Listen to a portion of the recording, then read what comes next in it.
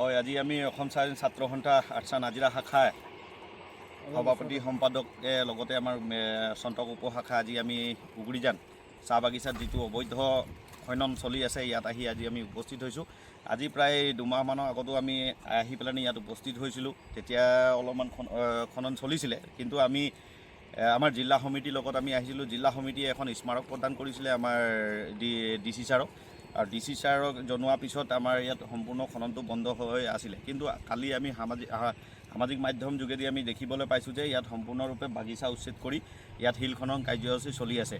কিন্তু আজি এটা কথা আমি অসম চৰকাৰৰ পৰা আমি জানিব বিচাৰিছোঁ যে আজি 10টা বছৰ অসম চৰকাৰখন বিজেপি চৰকাৰে 10টা বছৰ কাৰ্যকাল সম্পূৰ্ণ হৈ গ'ল, কিন্তু আজি পৰ্যন্ত অসমৰ আৰু নাগালেণ্ডৰ সীমান্তটো আজি পৰ্যন্ত নহ'ল। কোনটো সীমান্ত হয়? আজি আমি ফৰেষ্ট অফিচাৰৰ লগতো গৈ আজি দুমাহৰ আগত আহি যোগাযোগ কৰিছিলোঁ, আৰু ফৰেষ্ট অফিচাৰে আমাক এটা কথা জনাইছিলে যে ইয়াত আমাৰ যিটো অসমৰ সীমা, তেওঁলোকে অসমৰ সীমাটো কোনডোখৰত তেওঁলোকে চিনি নাপায়।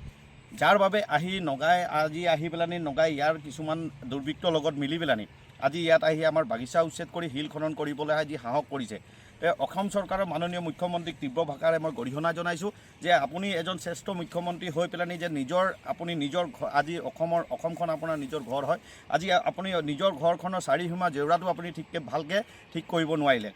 আজি আপুনি নিজকে শ্ৰেষ্ঠ মুখ্যমন্ত্ৰী বুলি কয়, আপোনাক অসমৰ বাহিৰতো শ্ৰেষ্ঠ মুখ্যমন্ত্ৰী বুলি কয়, কিন্তু আজি আপোনাৰ যি নেতৃত্বত আজি যেনেধৰণে হ'ব লাগিছিলে আমাৰ সীমান্তখিনি, সেই সীমান্ত আজি ঠিক নোহোৱাৰ কাৰণে আজি নগাই আহি পেলানি ইয়াত বাগিচা উচ্ছেদ কৰিবলৈ সাহস পাইছে। আৰু লগতে আমি জনাব বিচাৰিছোঁ যে বাগিচা কৰ্তৃপক্ষক জনাব বিচাৰিছোঁ যে ইয়াত কিছুমান বাগিচা কৰ্তৃপক্ষৰ গাফিলতি আছে। ইয়াত কাটি খোৱা চাহ শ্ৰমিকক আজি যদি চাহ গছসমূহ যদি উচ্ছেদ কৰে, আমাৰ চাহ শ্ৰমিকে কাটি ক'ত যাব? আজি যদি এনেকুৱা ধৰণে যদি বাগিচা উচ্ছেদ হয়, তে আমাৰ অনাগত দিনত আমাৰ চাহ শ্ৰমিকৰ ভৱিষ্যতটো কি হ'ব? তো ইয়াক লৈ আমি চিন্তাত পৰিছোঁ, আৰু এই কিছুমান চিন্তাক লৈ আমি অহাকালি আমি এখন বৈঠক আমি আৰ্টছা নাজিৰা শাখাই আমি জৰুৰী বৈঠক আয়োজন কৰিছোঁ। তাৰপিছত আমি এখন কাৰ্যসূচী ল'ম। ইয়াত সম্পূৰ্ণৰূপে আমি অসম নাগালেণ্ডৰ সীমান্তী অঞ্চল আমাৰ যিটো উগুৰিজানৰ পৰা যিখিনি আমাৰ খনিজ সম্পদ ইয়াৰ পৰা ওলাই যায়, আমি সম্পূৰ্ণৰূপে পথ অৱৰোধ কাৰ্যসূচী আমি ল'বলৈ আমি বাধ্য হৈছোঁ। কাৰণ ইয়াৰ সম্পূৰ্ণৰূপে ইয়াত জগৰীয়া হ'ব প্ৰশাসন, আৰু ইয়াত যিটো আমাৰ ফৰেষ্ট অফিচাৰ যিখিনি আছে, ইয়াত যিখিনি আমাৰ বন বিভাগৰ যিখিনি কৰ্মী আছে, তেওঁলোকে সম্পূৰ্ণ জগৰীয়া হ'ব। যিহেতু আমি আজি তেওঁলোকক 10-15 বছৰৰ পৰা আমি জনাই আহিছোঁ যে এইটো সমস্যা আজিৰ সমস্যা নহয়, এইটো দীৰ্ঘদিন ধৰি সমস্যাটো আজি বহুদিন হৈছে। তেওঁলোকক আমি জনাই আহিছোঁ যে আপোনালোকে আমাৰ অসম সীমান্ত অঞ্চলত আপোনালোকে নিজৰ সীমান্ত অঞ্চলটো চাৰি সীমাটো আমাক দেখাই দিয়ক, যে ইয়াত আহি যাতে নগাই ইয়াত উপদ্ৰৱ কৰিব নোৱাৰে। কিন্তু তেওঁলোকৰ গাফিলতিৰ কাৰণে আজি অসম ছাত্ৰ সন্থা ইয়াত আহি আজি থিয় হ'বলগীয়া হৈছোঁ, আৰু আমি অনাগত দিনত তীব্ৰ আন্দোলন কৰিম বুলি আমি আজি ইয়াৰ পৰাই আমি জনাইছোঁ। ধন্যবাদ। হয়, অতি দুখৰ বিষয়। যোৱাকালি আমি ছ'চিয়েল মিডিয়াৰ মাধ্যমৰ যোগেদি গম পালোঁ যে উগুৰিজান বাগিচাটো দুৰ্বৃত্তই উচ্ছেদ কৰি শিল খনন কাৰ্যসূচী কৰি আছে। আমি যিহেতু ছ'চিয়েল মিডিয়াৰ যোগেদি গম পাইছোঁ, আৰু অতি দুখৰ বিষয়, আজি 2 দিনৰ আগতে শিৱসাগৰ জিলা সমিতিৰ অন্তৰ্গত আমাৰ শাখাসমূহৰ সহযোগত আমি নিৰীক্ষণ কৰি যোৱা 9/3/2026 তাৰিখে জিলা আয়ুক্ত মহোদয়ক এখন স্মাৰক পত্ৰ প্ৰদান কৰিছিলোঁ।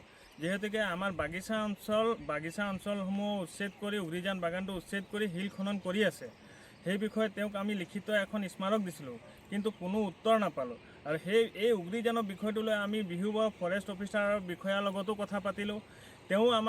তেওঁলোকে নিজে গা সাৰি দিছে যে আমাক অসম চৰকাৰে বা অসম প্ৰশাসনে আমাক যদি অসম নাগালেণ্ড সীমাটো আমাৰ নিৰ্ধাৰিত কৰি নিদিলে আমি কেনেকৈ তেওঁলোকক বাধা প্ৰয়োগ কৰিম। আমি গ'লে তেওঁলোকে নগাই বোলে তেওঁলোকক দম দি খেদি দিয়ে যে কয় এইটো আমাৰ লগা মাটি হয় বুলি, আৰু তেওঁলোকে ইয়াত অসমত সোমাই মেলি দবদপাই শিল খনন কৰি আছে। এইটো ক্ষেত্ৰত আমি প্ৰশাসনক আমি দুখ দিব বিচাৰিম। আজি নগাই আহি অসমত আহি শিল খনন কৰিছে, আমাৰ চাহ গছ উচ্ছেদ কৰিছে, আমাৰ চাহ শ্ৰমিকসকলৰ কি হ'ব? যিয়ে নেকি চাহ শ্ৰমিকৰ লগত জড়িত হৈ নিজৰ জীৱন নিৰ্বাহ কৰি আহিছে, সেই বিষয়টোলৈ আমি গৰিহণা জনাইছোঁ। অসম প্ৰশাসনকো ধিক্কাৰ জনাইছোঁ, অসমৰ মুখ্যমন্ত্ৰীক ধিক্কাৰ জনাইছোঁ। আজি 10-15টা বছৰ দিন আজি অসমত ৰাজত্ব কৰি অহা বিজেপি চৰকাৰে অসম নাগালেণ্ড সীমাটো নিৰ্ধাৰণ কৰি দিব পৰা নাই। আজি আমাৰ এই নাজিৰা অঞ্চলত বুলিয়ে নহয়, আমাৰ বিভিন্ন যিটো নাগালেণ্ড আৰু অসমৰ সীমা সমস্যা আছে, সেই সীমা সমস্যাটোলৈ প্ৰতিবাদ হৈয়ে থাকে, সমস্যা হৈয়ে থাকে। নগাই আহি অসমত উৎপাত কৰিয়ে থাকে, কেতিয়াবা আহি আমাৰ চাহ গছ কাটি যায়। আমাৰ গেলেকী ছাইড আছে, আমাৰ তিনিচুকীয়া ছাইড আছে, তেনেকৈ এইবিলাকত তেওঁলোকে উৎপাত কৰি থাকে। কিন্তু আমাৰ মুখ্যমন্ত্ৰী কিয় নিমাত আমি বুজি পোৱা নাই। সেয়েহে আমি আটছা নাজিৰা শাখাৰ উদ্যোগত অহা 22 তাৰিখে আমি নাজিৰা শাখাৰ এক বিশেষ জৰুৰী সভা আহ্বান কৰিছোঁ। 22 তাৰিখে আৰু 23 তাৰিখে আমি এই বিহুবৰৰ যি মেইন ৰোড আমি ব্লক কৰাৰ এক সিদ্ধান্ত লৈছোঁ। ইয়াৰ যদি সঠিক আমি সিদ্ধান্ত নাপাওঁ, তাৰ প্ৰতিবাদত আমি গণতান্ত্ৰিক প্ৰক্ৰিয়াৰে আন্দোলন কৰিবলৈ বাধ্য হ'ম আৰু আমি এই ৰাস্তা অনিৰ্দিষ্ট কাললৈ বন্ধ কৰি দিয়াৰ কাৰ্যসূচী অসম ছাত্ৰ সন্থা হৈ আমি ল'বলৈ বাধ্য হ'ম। ধন্যবাদ। জয়টো আটছা, জয় অসম।